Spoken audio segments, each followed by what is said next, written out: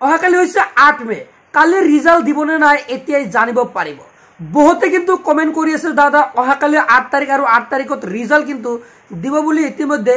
বহুতো জাননীত প্ৰকাশ পাইছে আৰু সেই তাৰো সেই স্ক্ৰিনশ্বট সমূহ মোক কিন্তু জনাই দিছে মই তোমালোকক জনাই আছো যে অহাকালি 8 তাৰিখ আৰু অহাকালি কিবা বন্ধ আছে আৰু তাৰ বাবে কিন্তু ৰিজাল্ট নিদিয়ে তোমালোকৰ 9 তাৰিখত কিন্তু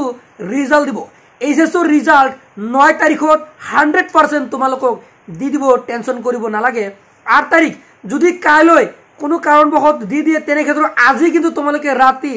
নোটিফিকেশন পাই যাবা তোমালোকে উপলব্ধ এপ ইনষ্টল কৰি ৰাখা